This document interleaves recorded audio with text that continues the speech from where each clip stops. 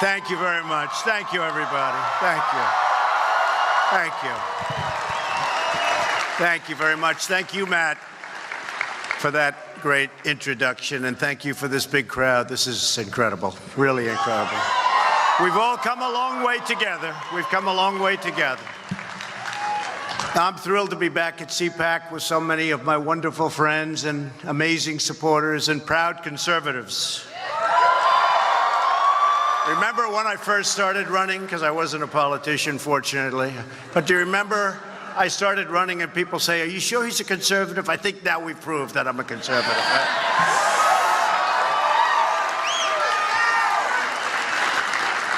For more than 4 decades, this event has served as a forum for our nation's top leaders, activists, writers, thinkers. Year after year, leaders have stood on the stage to discuss what we can do together to protect our heritage, to promote our culture, and to defend our freedom. CPAC has always been about big ideas, and it's also been about putting those ideas into action. And CPAC really has put a lot of ideas into action. We'll talk about some of them this morning. For the last year, with your help, we have put more great conservative ideas into use than perhaps ever before in American history. Right?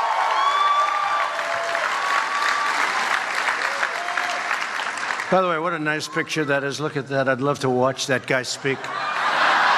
Oh, boy. Let's see.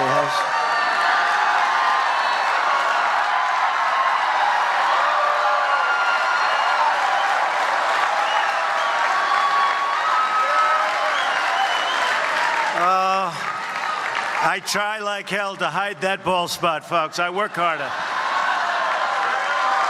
Doesn't look bad. Hey, we're hanging in.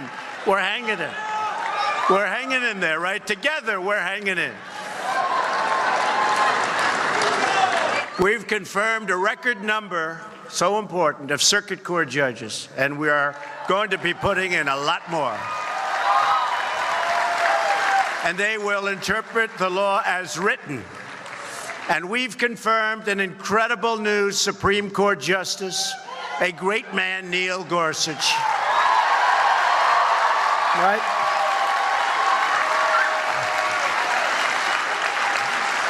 We've passed massive, biggest in history, tax cuts and reforms. You know, I don't use the word reform. There was a lot of reform, too, very positive reform. I don't use it. And when we were first doing it, I told everybody gathered, I said, just talk about tax cuts. People don't know what reform means. They think reform might mean it's going up. And I said, do tax cuts.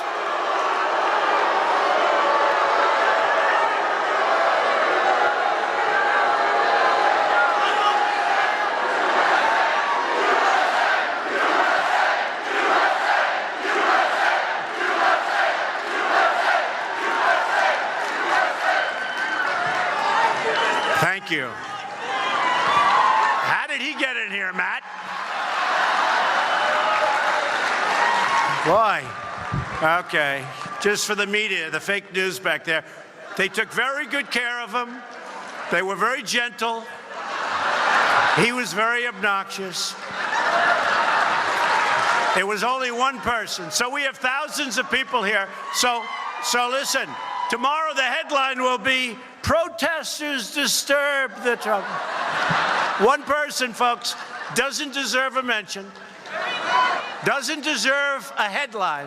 The headline tomorrow, disruptors of CPAC. One person, and he was very nice. We looked at him, he immediately left. Okay.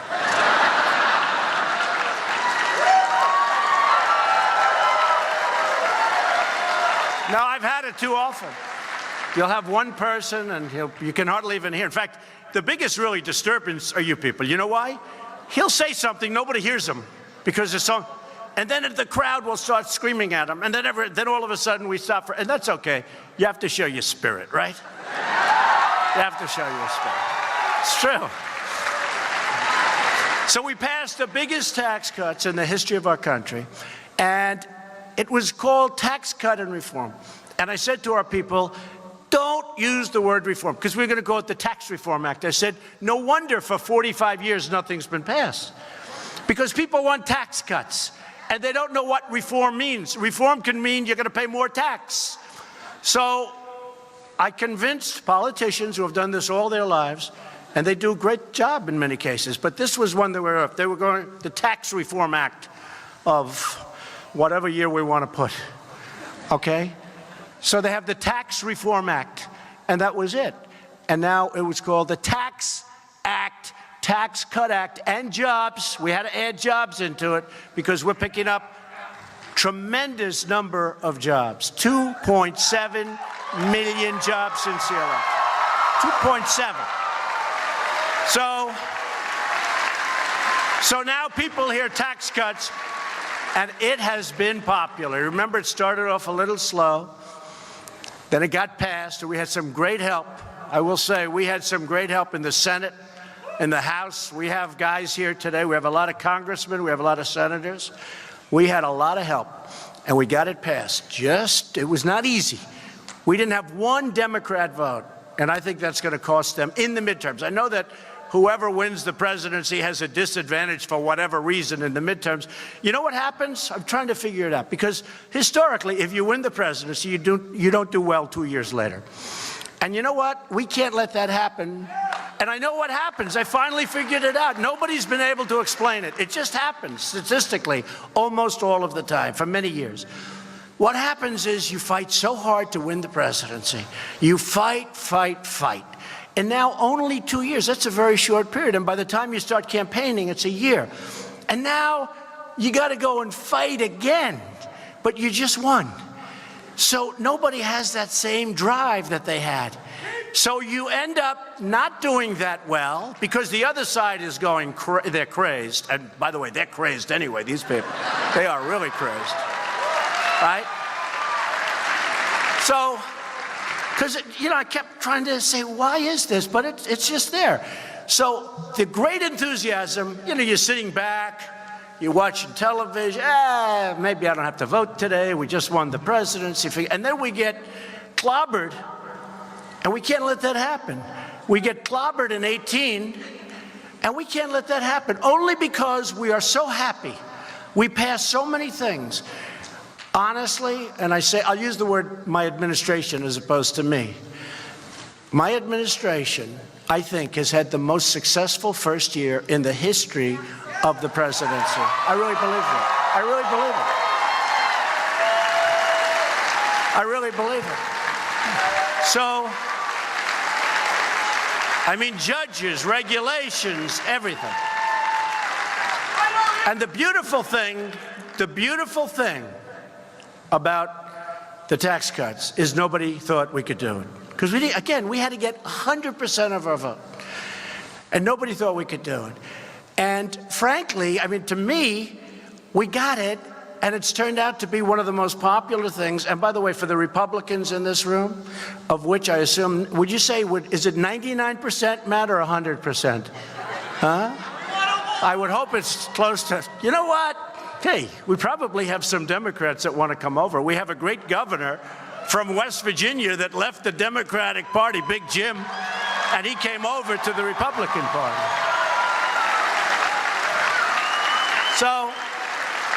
So people are sitting there, and they're saying, we just had that great victory. Let's not vote. Let's go to a movie. The Republican Party, we're going to do great. And then they end up losing.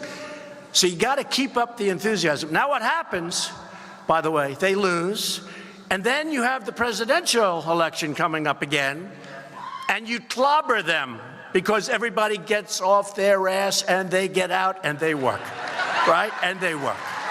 And they work and work and work. And you end up winning the presidency again. And we should do that. Hopefully we're going to do that very easily.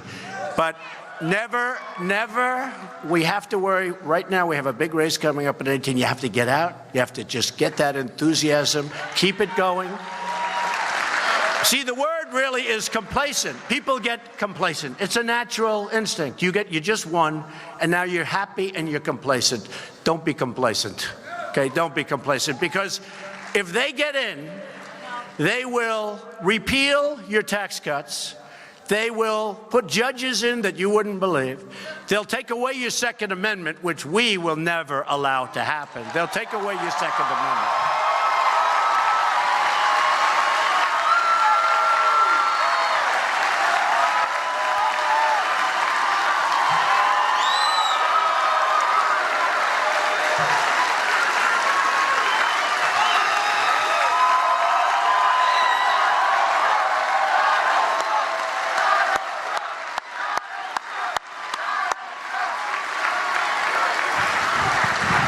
Remember that. They will take away, thank you, they will take away those massive tax cuts, and they will take away your Second Amendment. By the way, if you only had a choice of one, what would you rather have, the Second Amendment or the tax cuts? Go ahead. Second Amendment, tax cuts. Second Amendment. I'm going to leave it at the Second Amendment. I don't want to get into that battle, all right? We're going to say you want, Matt, we're going to say you want the Second Amendment the most. But we're going to get them all. And remember this. Remember this. We've gotten, you know, somebody got on television recently and they said, actually, this is the first time I can remember Trump made campaign promises. He may be the only person that actually fulfilled more promises than he made. I think that's true. I fulfilled more promises. But we have a very crooked media. We had a crooked candidate too, by the way. But we have a very, very crooked media.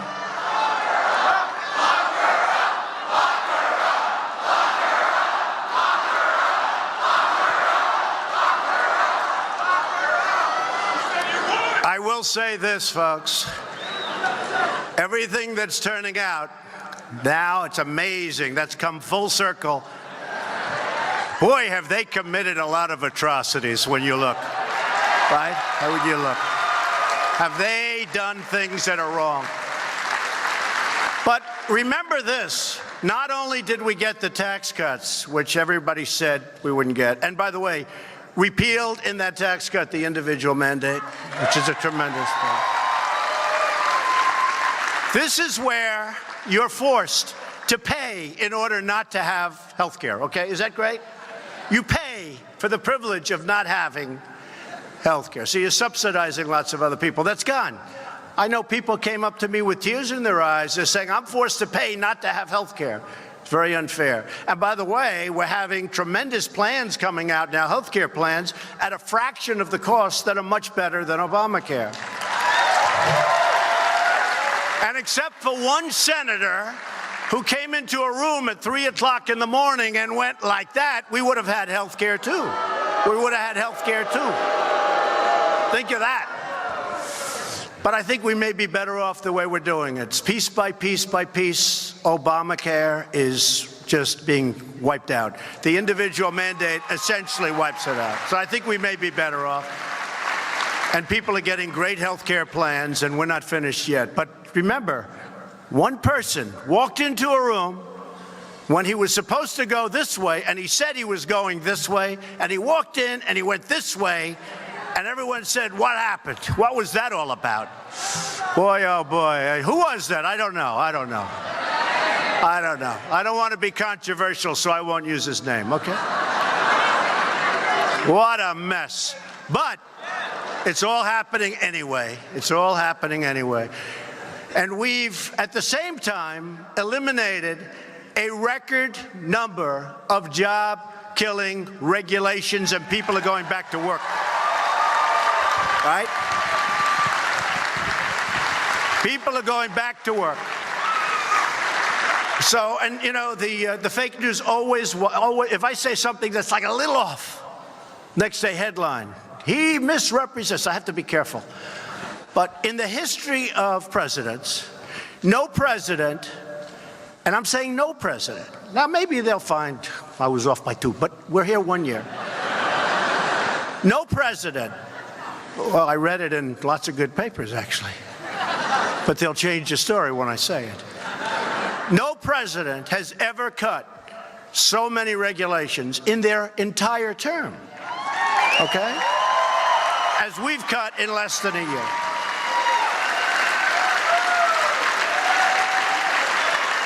And it's my opinion that the regulations had as big an impact as these massive tax cuts that we've given. So I really believe that.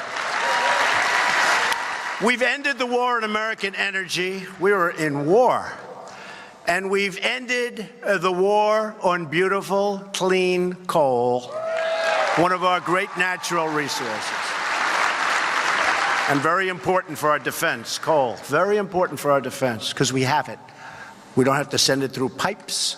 We don't have to get it from foreign countries. We have more than anybody. And they wanted to end it. And our miners have been mistreated, and they're not being mistreated anymore. We're doing tremendous business. I was in Vietnam, and the Prime Minister and the President of Vietnam were there. And we have a massive deficit with them like we do with everybody else because these presidents have just let it go to hell. We have the worst trade deals you've ever seen. So we're changing it. So I said, we have too big a deficit with Vietnam. I'm not happy. He said, well, but we're going to, I said, buy coal. Buy coal. They use a lot of coal. Buy coal. And he said, you know, we have bought coal from West Virginia and other places, and it's the finest coal we've ever used. It's interesting. And West Virginia now is doing great. You look at what's happening in West Virginia. You look at what's happening in Pennsylvania. You look at what's happening in Ohio. You look at what's happening in Wyoming. You look at what's happening all over. It's like a different world. And remember this, virtually as soon as I got into office, we approved the Keystone XL pipeline and the Dakota Access pipelines, which would never have been approved. And we announced our withdrawal from the totally disastrous, job-killing, wealth-knocking out, you know, it knocked out our wealth, or it would have. They basically wanted to take our wealth away. They didn't want us to use our wealth power. We knocked out the Paris Climate Accord. Would have been a disaster. Would have been a disaster for our country.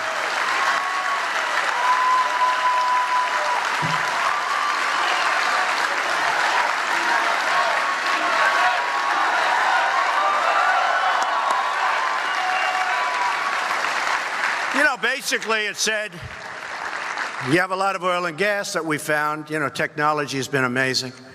And we found things that we never knew. But we have massive, just about the top in the world. We have massive energy reserves. We have coal. We have so much. And basically they were saying, don't use it. You can't use it. So what it does is it makes us uncompetitive with other countries. It's not going to happen. I told them, it's not going to happen. And you know, China, their agreement didn't kick in till 2030. Right? Our agreement kicks in immediately. Russia, they're allowed to go back into the 1990s, which was not a clean environmental time. Other countries, big countries, India and others, we had to pay because they considered them a growing country. They were a growing country. I said, what are we? Are we allowed to grow too? Okay. No, are we allowed to grow?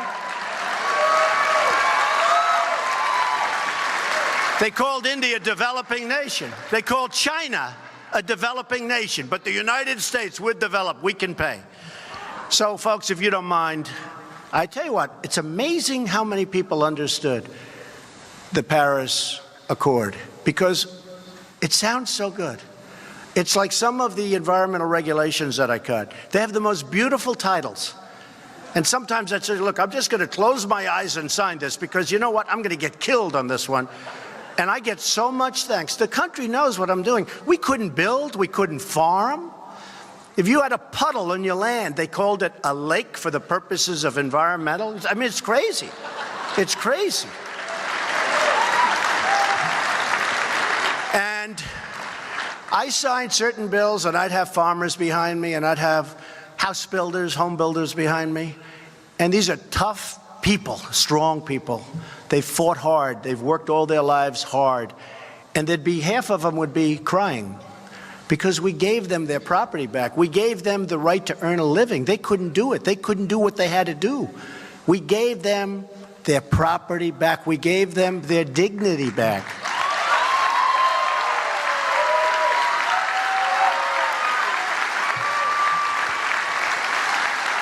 you don't mind if I go off script a little bit, because, you know, it's sort of boring. It's a little boring.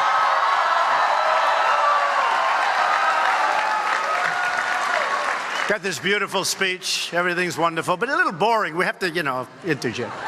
But we gave them their dignity back. And that's why our country's doing record business. We're doing record business. We're doing business. And you have to look at the fundamentals. Companies are pouring back into this country. They're pouring back. Not like, I mean, when did you hear about car companies coming back into Michigan and coming to Ohio and expanding? When did you hear? You never heard that. You hear they're leaving.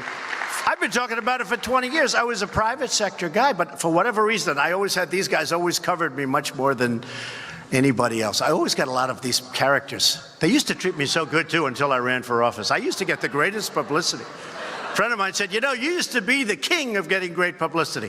What happened? I said, well, I have some views that they're opposed to for a lot of bad reasons. A lot of really bad reasons. But when you look at what's happening to our country, it's incredible. And the fundamentals are so strong. The stock market, I just see with all of the ups and downs since Election Day, is up 37% from Election Day. 37%. Now, it did a little bit of a correction. In fact, I started to say, you know, I was in it for like 13, 14 months from election. I say, is this sucker ever going down a little bit? This is a little embarrassing. It was up 100, up 200, up 1,000, up 150, up 90, up 63. I said, good, that's better. You know, hey, we've got 7 years to go, folks. You know, we got a long time to go.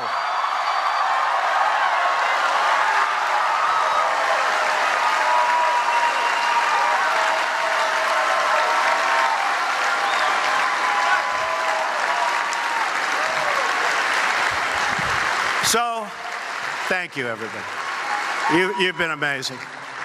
You've been amazing. You know what Matt didn't say? When I was here 2011, I made a speech, and I was received with such warmth. And they give, you know, they used to give, I don't know if Matt does that because he might not want to be controversial, but they used to give the best speech of CPAC. Do they do that still, Matt? Good, you better pick me or I'm not coming back to you. But, and I got these, everybody, they love that speech. And that was, I think, Matt, I would say that might have been the first real political speech that I made. It was a love fest. 2011, I believe, the time was. And a lot of people remembered, and they said, we won Trump, we won Trump. And after a few years, I go by and I say, here we are, let's see what we can do. And then everybody said, he cannot get elected. He cannot do it. You need 270 votes. You need electoral college, which, by the way, is much tougher than the popular vote. The popular vote, it would be so much easier. You go to 3 or 4 states and you just go and you just do a great job. Hillary forgot that. You know, she went to these states. I said, what's she doing? Why does she keep going back to California? Crazy. Next time they're going to remember Iowa. They're going to remember Ohio. Remember? They spent a lot of time in Pennsylvania to no avail. They spent a lot of money. They spent a lot of money in North Carolina, the great state of North Carolina. We did very well there. We have a great person in the room, Mark Meadows from North Carolina. He's around here. Where's Mark? Where's Mark? And Deb. And we have Jim Jordan, Warriors all. We have a lot of great people here. But you know, we hit a chord. And if you remember, 2011, probably that was the beginning of what we've done. And hopefully at the end of a period of time, people are going to say thank you, because it is not easy. We're fighting a lot of forces. They're forces that are doing the wrong thing. They're just doing the wrong thing. I don't want to talk about what they have in mind, but they do the wrong thing. But we're doing what's good for our country for the long-term viability and survival. Like, for instance, $700 billion got approved for our military. Our military was going to hell.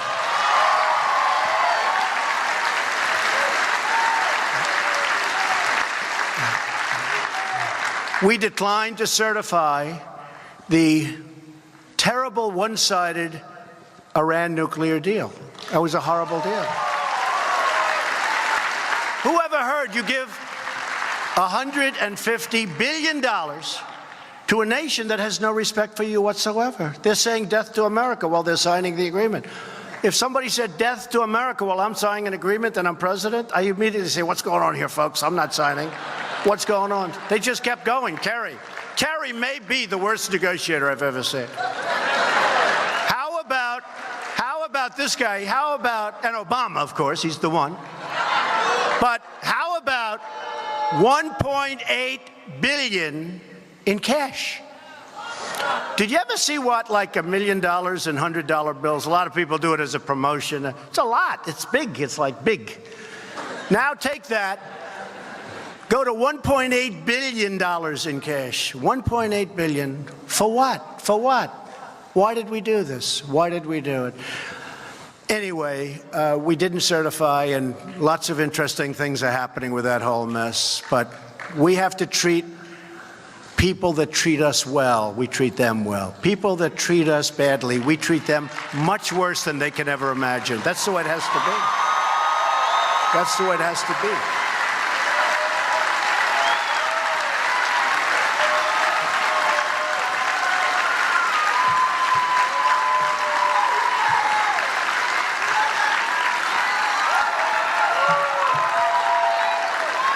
We officially recognized Jerusalem as the capital of Israel.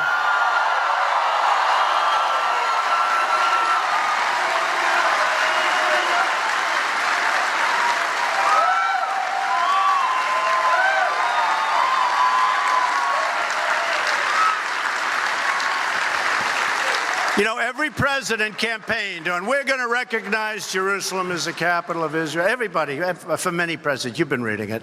And then they never pulled it off. And I now know why.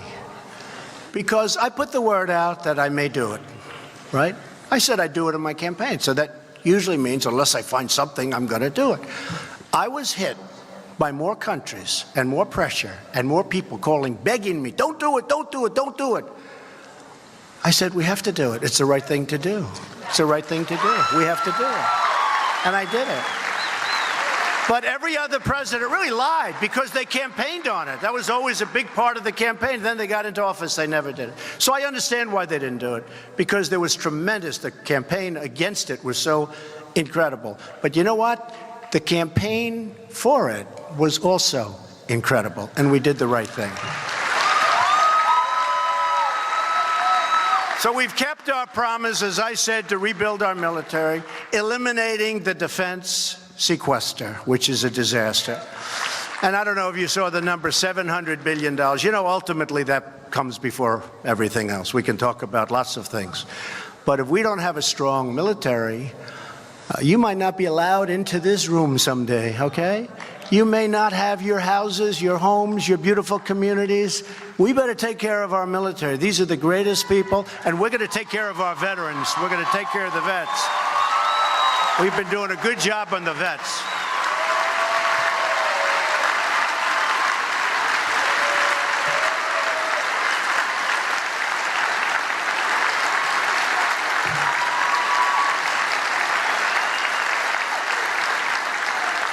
And after years of rebuilding other nations, we rebuild other nations.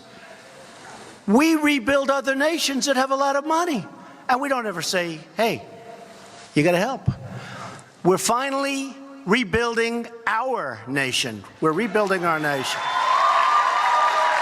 And we're restoring our confidence and our pride. All of us here today are united by the same timeless values.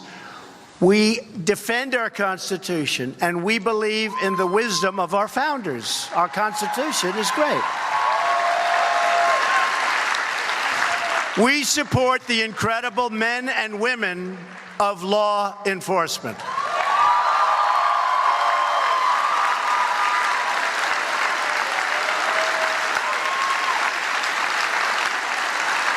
True.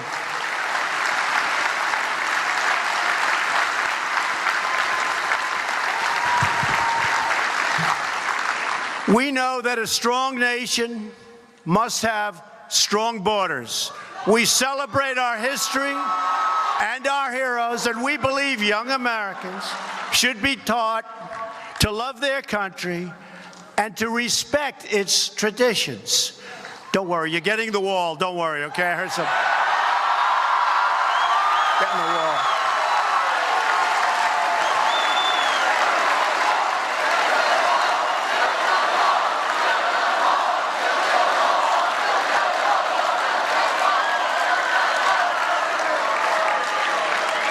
I had a couple of these characters in the back say, "Oh, he really doesn't want the wall. He just used that for campaigning." I said, can you believe it? You know, I say every time I hear that, the wall gets 10 feet higher. You know that, right? Every time. Every single time. Okay.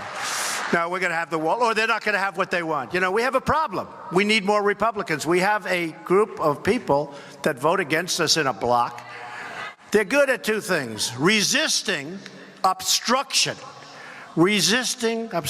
and they stick together. They do. They always vote in a block.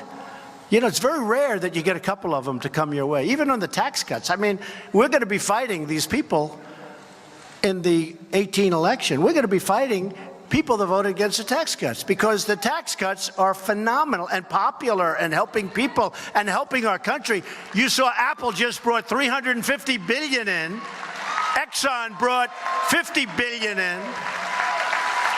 So we're going to be fighting. The fact is, we need more Republicans to vote.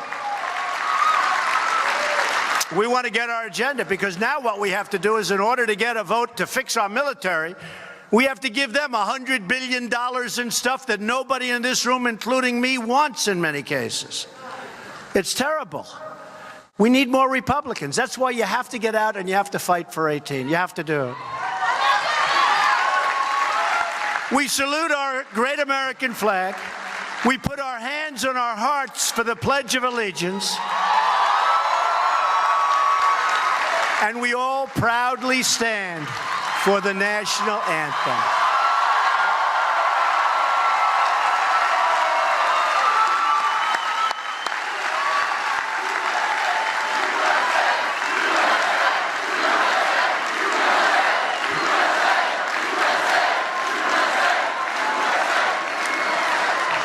Above all else, we know that faith and family, not government and bureaucracy, are at the center of American life. We know that.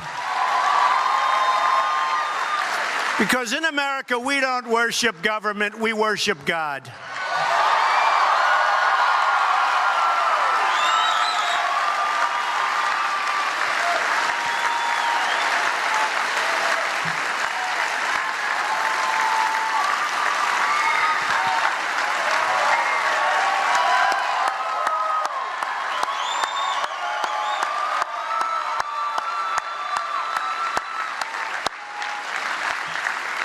Our nation's motto is, "In God we trust." And this week our nation lost an incredible leader who devoted his life to helping us understand what those words really mean. Leader. He was a leader. He's a great man. We will never forget the historic crowds, that voice, the energy, and the profound faith of a preacher named Billy Graham.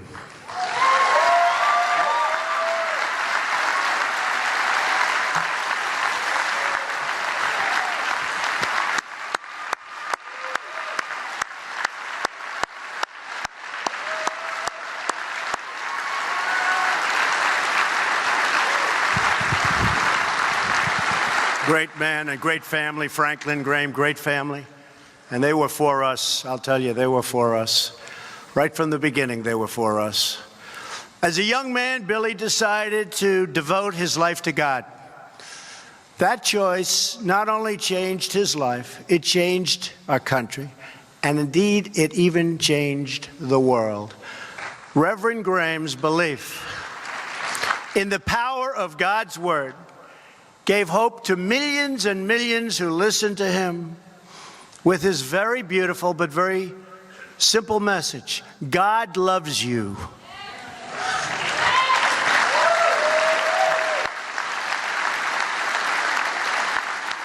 And a very special tribute, because it's almost never done. On Wednesday, we will celebrate Billy Graham's life as he lies in honor in the rotunda of our Capitol. Very rarely.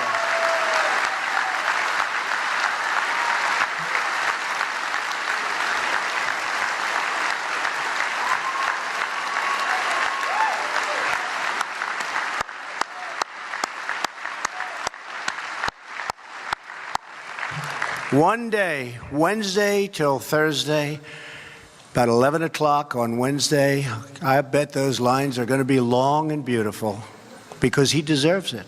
Not everybody deserves it, but very few people. You look back, Ronald Reagan was so honored. Very few people are so honored. That's a big thing. And he really, almost more than anybody you can think of, he deserves to be in the rotunda. So that's going to be very special. Wednesday at 11 o'clock. And Paul and Mitch and the whole group, they work very hard to make it all happen. So we want to thank them too. Everywhere you go, all over the country, in cities small and large, Americans of all faiths reach out to our Creator for strength, for inspiration, and for healing. Great time for healing. In times of grief and hardship, we turn to prayer for solace and for comfort. In recent days, our entire nation has been filled with terrible pain and sorrow over the evil massacre in a great community, Parkland, Florida.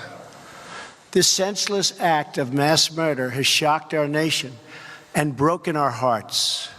This week, I had the honor of meeting with students from Marjorie Stoneman Douglas High School, with families who have lost their children in prior shootings, great families, great people, with members of the local community right here in Washington, D.C.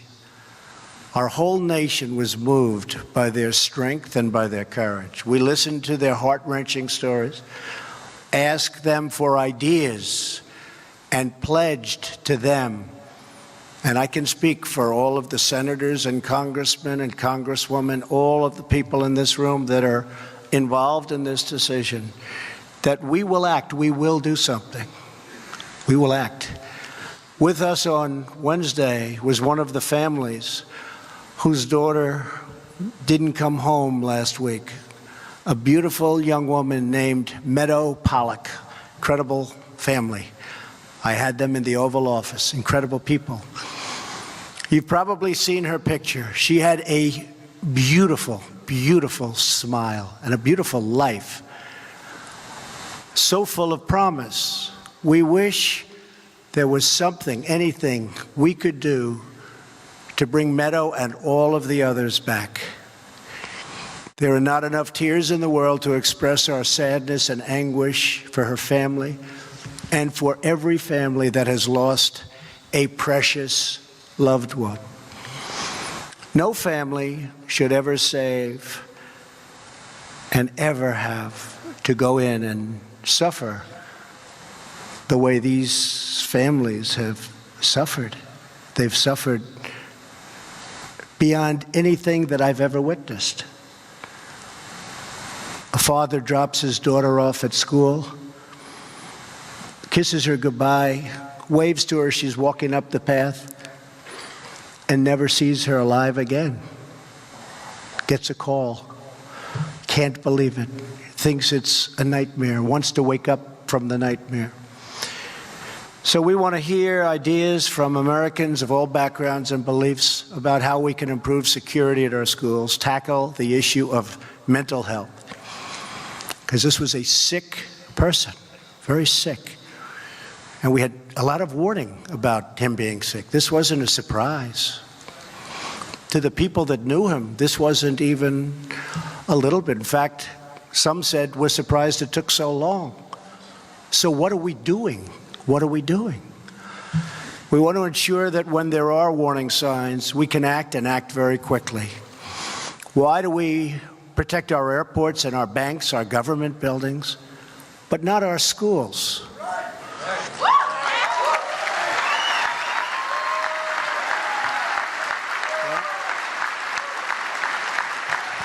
It's time to make our schools a much harder target for attackers. We don't want them in our schools.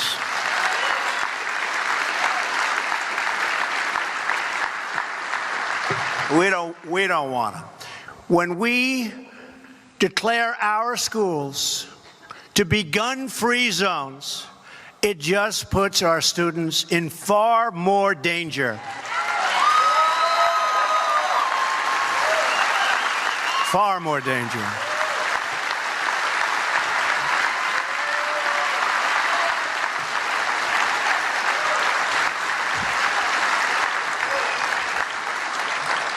Well-trained, gun-adept teachers and coaches and people that work in those buildings, people that were in the Marines for 20 years and retired, people in the Army, the Navy, the Air Force, the Coast Guard, people that are adept with weaponry and with guns. They teach. I mean, I don't want to have 100 guards standing with rifles all over the school. You do a concealed carry permit.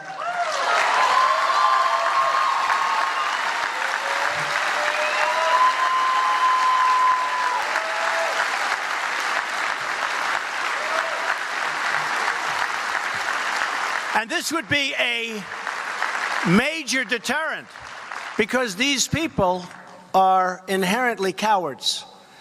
If they thought, like if this guy thought that other people would be shooting bullets back at him, he wouldn't have gone to that school. He wouldn't have gone there.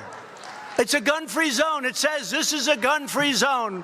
Please check your guns way far away. And what happens is they feel safe. There's nobody going to come at them. This way, you may have, and remember, if you use this school as an example, this is a very big school with tremendous floor area and a lot of acreage. It's a big, big school, good school, a big, big school. You'd have to have 150 real guards. Look, you had one guard. He didn't turn out to be too good, I will tell you that. He turned out to be not good. He was not a credit to law enforcement, that I can tell you. That I can tell you.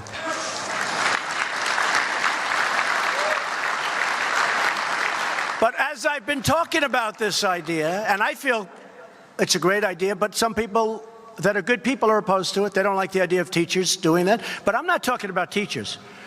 You know, CNN went on, they said, Donald Trump wants all teachers. Okay? Fake news, folks, fake news. Fake news. I don't want a person that's never handled a gun, that wouldn't know what a gun looks like, to be armed. But out of your teaching population, you have 10%, 20% of very gun-adept people. Military people, law enforcement people, they teach. They teach. And something I thought of this morning, you know what else? And I thought of it since I found and watched Peterson, the deputy who didn't go into the school because he didn't want to go into the school. Okay? He was tested under fire, and that wasn't a good result. But you know what I thought of as soon as I saw that? These teachers, and I've seen them at a lot of schools where they had problems. These teachers love their students, and the students love their teachers in many cases. These teachers love their students, and these teachers are talented with weaponry and with guns. And they feel safe. And I'd rather have somebody that loves their students and wants to protect their students than somebody standing outside that doesn't know anybody and doesn't know the students, and frankly, for whatever reason, decided not to go in, even though he heard lots of shots being fired inside. The teachers and the coaches and other people in the building, the dean, the assistant dean, the principal, they love their people. They want to protect these kids.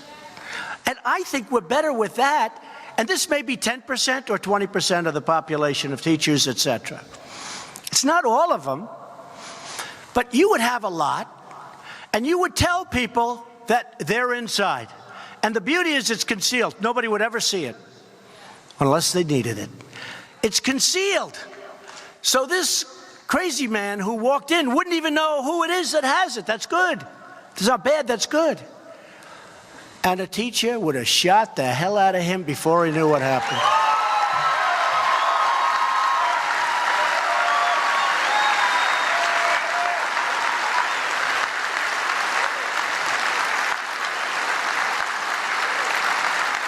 They love their students.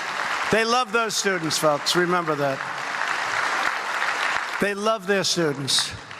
And I'm telling you that would work, because we need offensive capability. We can't just say, oh, it's a gun-free school, we're going to do it a little bit better. Because then you say, what happens outside? The students now leave school, and you got 1,000 students. You got 3,500 at the school we're talking about. But you have 1,000 students standing outside. The teachers are out there also. If a madman comes along, we have the same problem, but it's outside of the school. Or they drive cars. There are a lot of things can happen. I want to stop it. And I know it's a little controversial to say, but I have to say, since I started this 2 days ago, a lot of people that were totally opposed to it are now agreeing. They love their students. They don't want their students to be killed and to be hurt. So we have to do something that works. And one of the big measures that we will do, and everybody in this room I think has to agree, and there's nobody that loves the Second Amendment more than I do, and there's nobody that respects the NRA. They're friends of mine. They backed us all. They're great people. They're patriots. But they're great people. But we really do have to strengthen up, really strengthen up background checks. We have to do that.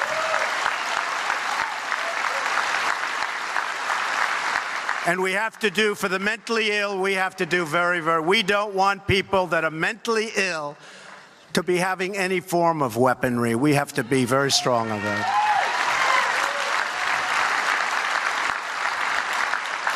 So we're going to do that, and I really believe that Congress is going to get it through this time, and they have a different leader. They have somebody that wants to get it through, not somebody that just all talk, no action, like so many of these folks.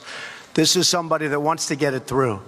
But I also want to protect. We need a hardened site. It has to be hardened. It can't be soft, because they'll sneak in through a window, they'll sneak in some way, and again, you're standing there totally unprotected. You know the 5 great soldiers from 4 years ago. 3 of them were world-class marksmen. They were in a military base in a gun-free zone. They were asked to check their guns quite far away. And a maniac walked in, guns blazing, killed all 5 of them. He wouldn't have had a chance if these world-class marksmen had, on a military base, access to their guns. And I'm going to look at that whole policy on military bases. If we can't have...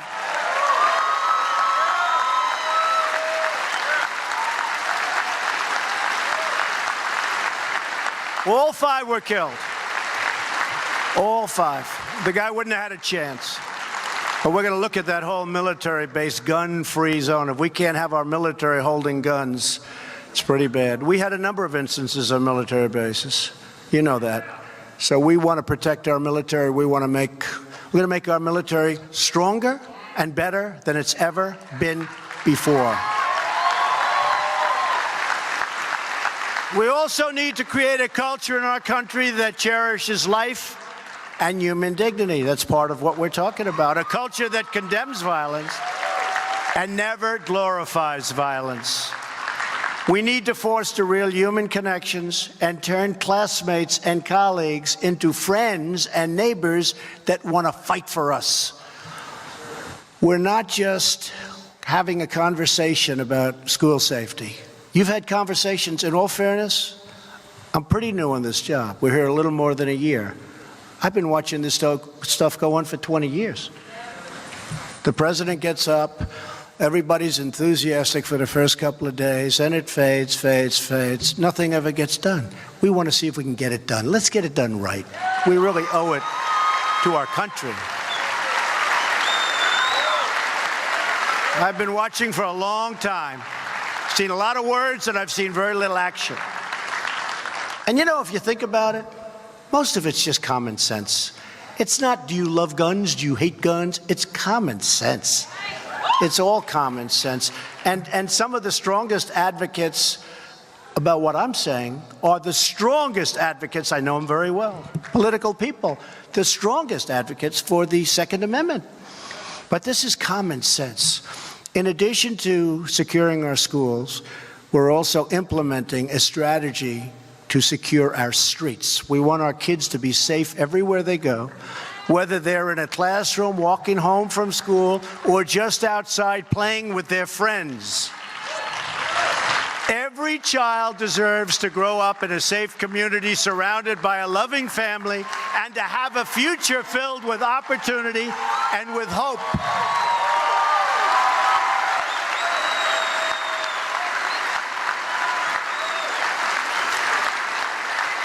Thank you. Thank you. It's just not fair.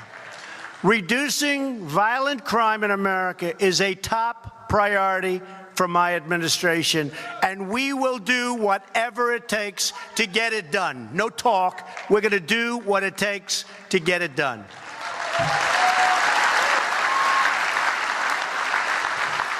As you've seen, pretty well reported that we're significantly increasing gun prosecutions by tremendous percentages. And we're working to get violent offenders off our streets and behind bars, and get them behind bars quickly for a long time, or get them the hell out of our country. In 2017, we brought cases against more violent offenders than any administration in a quarter of a century, more than any administration, and we're just gearing up. We have tough people. I'll tell you what, when you deal with MS-13, the only thing they understand is toughness. They don't want anything. All they understand is toughness. If that ICE agent or Border Patrol agent is tougher than them, they respect him. We got the toughest guys you've ever seen. We got tough. They don't respect anything else. And they shouldn't be in our country. They were let in for years. They shouldn't be. And we're getting them out. Our administration prosecuted more people for federal firearm charges than has been done in more than a decade. And again, we're just gearing up. We convicted 1,200 gang members and nearly 500 human traffickers. You know what, human trafficking, who would think that we have this in this age? And with our foreign partners, we've helped charge or arrest more than 4,000 members of the savage gang that we talked about, MS-13. Now, they don't like guns. You know why? They're not painful enough. These are animals. They cut people. They cut them.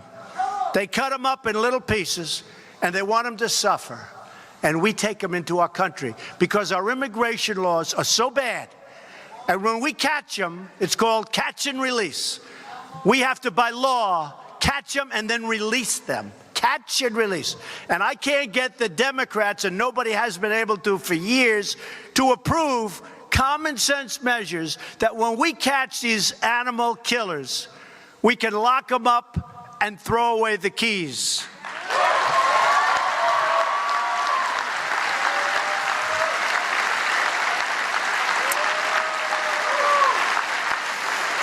In 2017, our brave ICE officers arrested more than 100,000 criminal aliens who have committed tens of thousands of crimes. And believe me, these are great people. They cannot, the laws are just against us. They're against safety. They don't make sense. And you meet with Democrats, and they're always fighting for the criminal. They're not fighting for law-abiding citizens. They're always fighting for the criminal. Doesn't make sense. Here are just some of the criminal charges and convictions for the aliens arrested by ICE. 11,000 charges or convictions for sex crimes, 48,000 for assault, 13,000 for burglary, and 1,800 for killing people. We're cracking down on sanctuary cities. Can you believe this? Where they protect. That's another one. Because we want our cities to be sanctuaries for law-abiding Americans, not for criminals.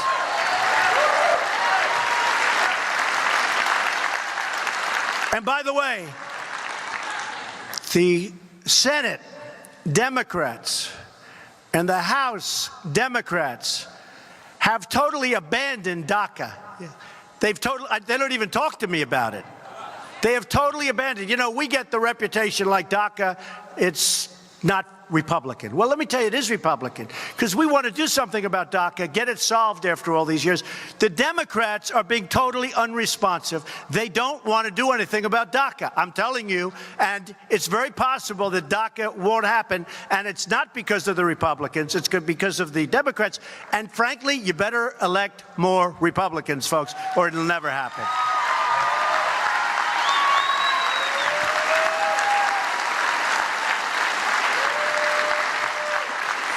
The Democrats voted in favor of sanctuary cities. In other words, they voted to protect criminal aliens instead of voting to protect the American citizens. To secure our country, we are calling on Congress to build a great border wall to stop dangerous drugs and criminals from pouring into our country.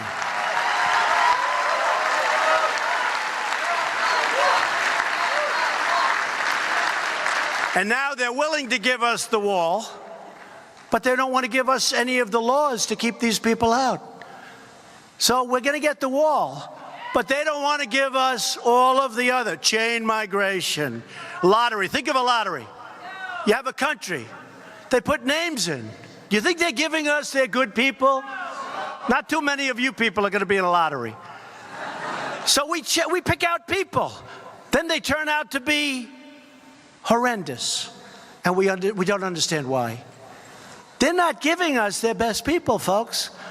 They're not giving us, I mean, use your heads. They're giving us, it's a lottery. I don't want people coming into this country with a lottery. I want people coming into this country based on merit, based on merit.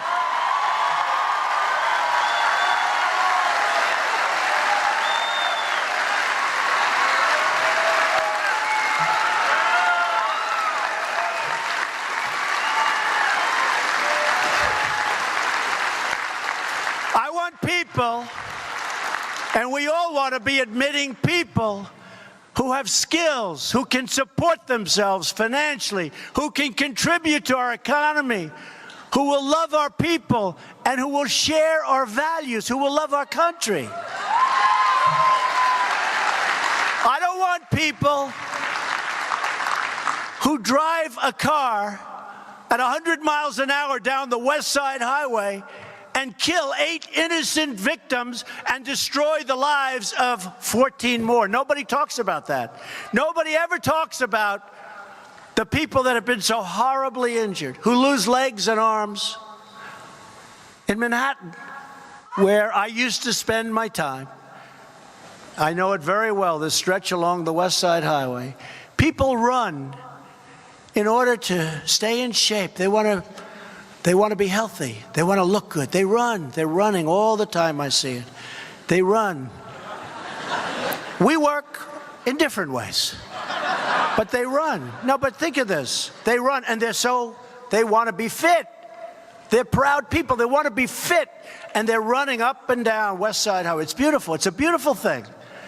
And this maniac takes a car going down the highway and just turns to it right, and he kills 8, but he really badly wounded 12 to 14 other people. So somebody think of it, runs to stay in shape, leaves the house, is jogging along, working hard, ends up going home 2 months later with no leg, or with no arm, or with two legs missing. Nobody ever talks about them. They talk about the people, rightfully, that were killed. But they don't talk about the people whose lives have been just changed. just changed. They don't talk about that. This guy came in through chain migration and a part of the lottery system. They say 22 people came in with him. In other words, an aunt, an uncle, a grandfather, a mother, a father, whoever came in. But a lot of people came in. That's chain migration. Let's see how those people are doing, by the way. We've got to change our way. Merit system. I want merit system because you know what's happening? All these companies are coming into our country. They're all coming into our country. And when they come in, we need people that are going to work. I'm telling you, we need workers now. We need workers. But when I walked in today, did anyone ever hear me do the snake during the campaign? Because I had 5 people outside say, could you do the snake? And I said, well, people have heard it. Who hasn't heard the snake? You should read it anyway. He said, let's do it anyway. I'll do it. All right, should we do it? Now, this was a rock and roll song, Little Amendments, a rock and roll song. But every time I do it, people, and you have to think of this in terms of immigration. We have to have great people come into our country. I want people to come into our country. And I want people that are going to help us. And I don't want people that are going to come in and be accepting all of the gifts of our country for the next 50 years and contribute nothing. I don't want that. And you don't want that. I want people that are going to help and people that are going to go to work for Chrysler, who is now moving from Mexico into Michigan, and so many other. And Apple, by the way. And Foxconn up in Wisconsin. They're going to need 25,000 workers. I want people that can come in and get to work and work hard. Even if it means a learning period, that's fine. But I want people that are going to come in and work. And I want people that love us and look at security, and they want you to be safe, and they want to be safe. I want great people coming into this country. I don't want people coming in the way they do now, because I want people that contribute. So this is called the snake, and think of it in terms of immigration. And you may love it, or you may say, isn't that terrible, okay? And if you say, isn't that terrible, who cares? Because the way they treat me, that's peanuts compared to the way they treat me, okay? Immigration. On her way to work one morning, down the path along the lake, a tender-hearted woman saw a poor, half-hearted, frozen snake. His pretty colored skin had been all frosted with the dew. Poor thing, she cried, I'll take you in, and I'll take care of you. Take me in, O tender woman, take me in for heaven's sake. Take me in, O tender woman, sighed the vicious snake. She wrapped him up all cozy in a comforter of silk and laid him by her fireside with some honey and some milk. She hurried home from work that night, and soon as she arrived, she found that pretty snake she'd taken in had been revived. Take me in, O tender woman, take me in for heaven's sake. Take me in, O tender woman, sighed the vicious snake. She clutched him to her bosom. You're so beautiful, she cried. But if I hadn't brought you in by now, surely you would have died. She stroked his pretty skin again and kissed and held him tight. But instead of saying thank you, that snake gave her a vicious bite. Take me in, O tender woman. Take me in for heaven's sake. Take me in, O tender woman, sighed the vicious snake. I saved you, cried the woman, and you've bitten me. Heavens, why? You know your bite is poisonous, and now I'm going to die. Oh, shut up, silly woman, said the reptile with a grin. You knew damn well I was a snake before you took me in.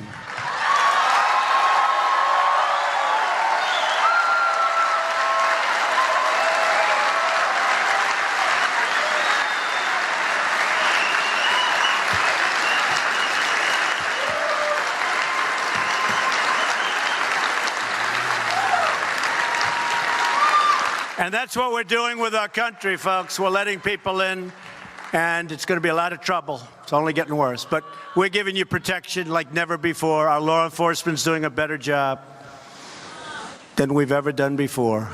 And we love our country. And we're going to take care of our country. Okay, we're going to take care of our country.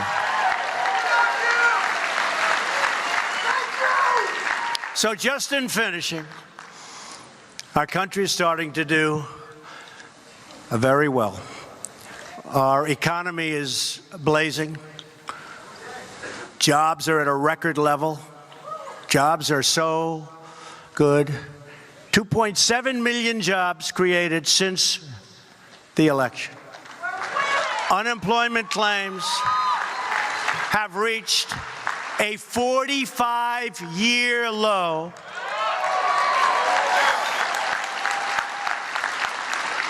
African American unemployment has reached the lowest level in our history.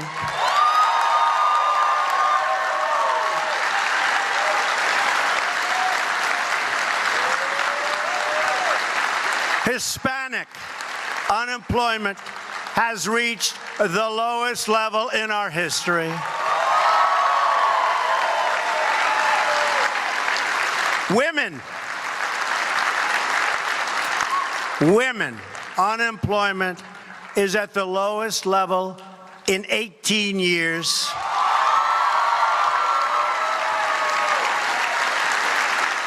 Wages are rising for the first time in many, many years.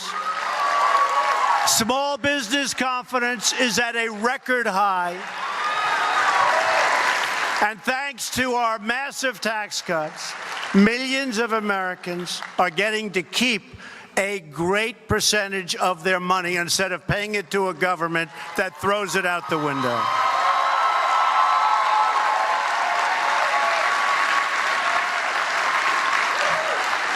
So I just leave you with this.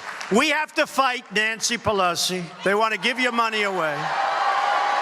They want to give your money away. They want to end your tax cuts. They want to do things that you wouldn't even believe, including taking your Second Amendment rights away. They will do that. They will do that.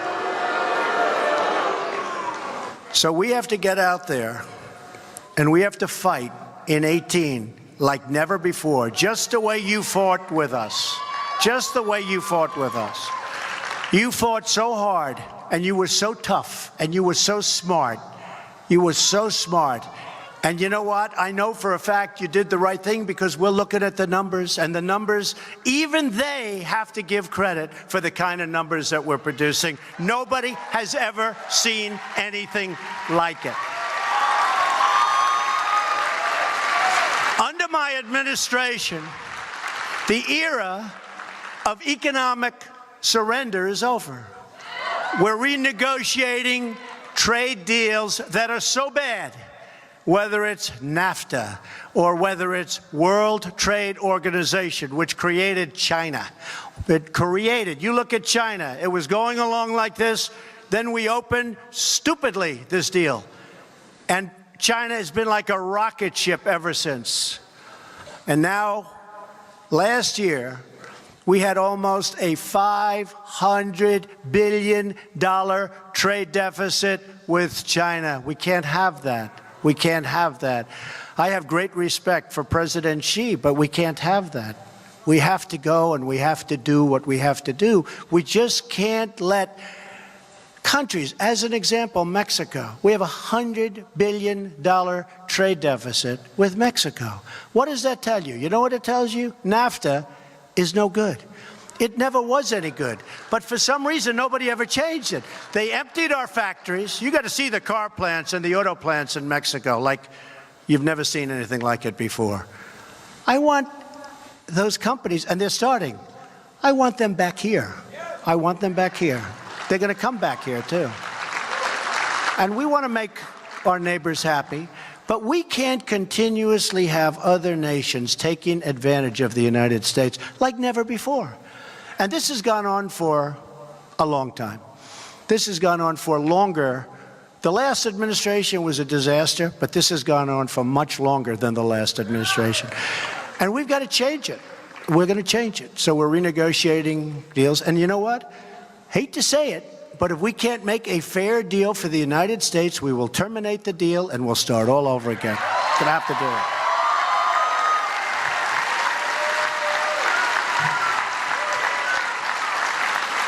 So, under my administration and with your help, don't forget, you, many of you, were the forgotten people. You were the people that when the polls came out, they didn't know that you existed. The Democrats are trying to figure out who you are because they want to get you back. But you were people, we've had people that never voted, but they're great patriots, but they never saw anybody they wanted to vote for. Then they go to the election, they've got Trump, Pence, they got hats, they got all sorts of things. Trump over here. Make America great again hats, right?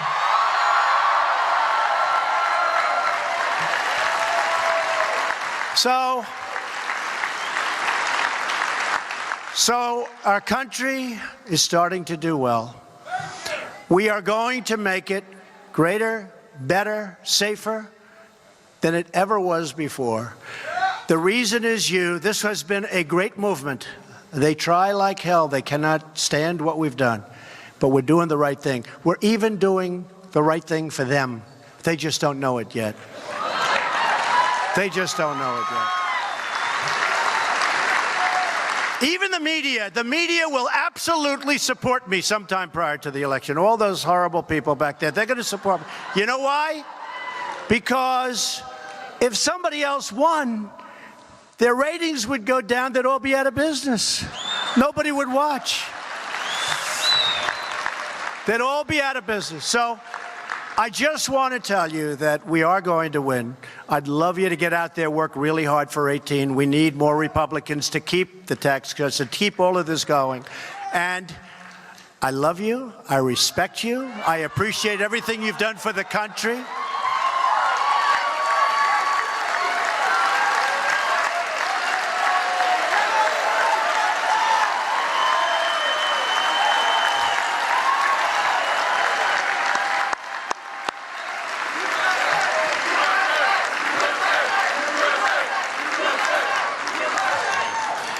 I appreciate everything you've done. I do want to say, because people have asked, North Korea, we imposed today the heaviest sanctions ever imposed on a country before.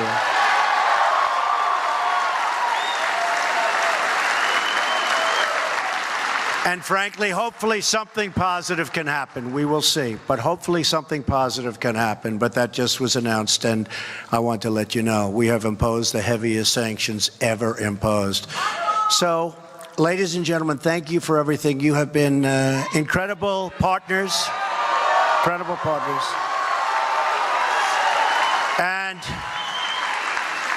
I will let you know in the absolute strongest of terms, we're going to make America great again, and I will never, ever, ever let you down. Thank you very much. Thank you.